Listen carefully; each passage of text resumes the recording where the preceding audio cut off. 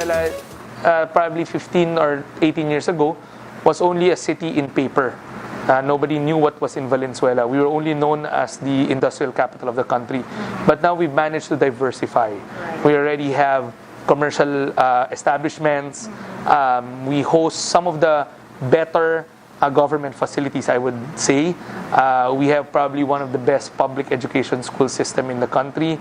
We have a couple of world-class facilities like the Valenzuela Math and Science School, our own special education intervention school, our new Pamantasan ng Lungsod ng Valenzuela. These are infrastructure programs that are an outgrowth of the continuing rapid ascent of our revenues. Businessmen only want two things. They want two very distinct things for them to put their money in a city. Ease of doing business, and number two, safe and quiet city. That's as simple as it is. In setting up a business, we don't give you the hardest time in getting your permits. Dito, a business permit can be issued as fast as 30 minutes. We do only as much as 3 steps.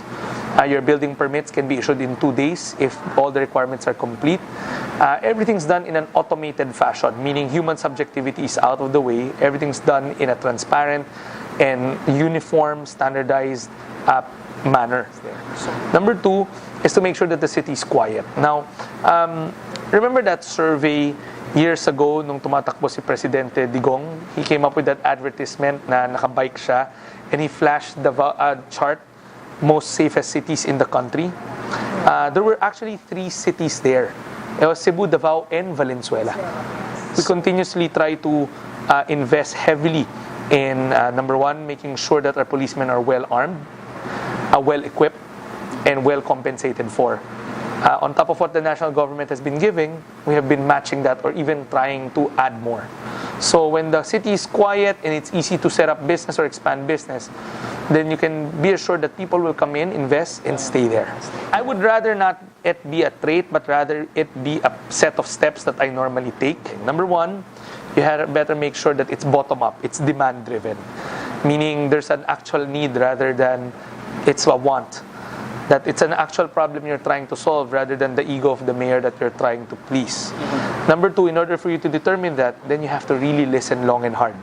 Normally, the right answers come from the constituents themselves. So I always do a lot of consultation, I always do a lot of asking, and I go to social events in the city. And number 3, you try to assess the program in the end. So I would like to be known as somebody that tries to build consensus. Nakikinig naman ako eh. So me, I try to diffuse that by consensus building. Listening nga eh. Listening. Whether it's through launching programs, trying to decide who's wrong and who's right, just have to listen. The city will continually build and grow. You cannot stop building. You build on what you have. If you're proud already of your college, then you don't stop there. You try to expand it. The moment you stop building is the day that the city stops growing. But we all know the city will never stop growing. The population will always increase. The needs will always increase. So what's important is for you to make sure that you're one step ahead of them. So whatever you see now, we're going to try to just keep on expanding them, upgrading them, retooling them, building on top of them. I think for entrepreneurs, you don't have to worry na maliit ka eh. The important fact there is when you help one person because you were able to employ that person, then that's already doing your part as an entrepreneur. It doesn't matter if you're big or you're small.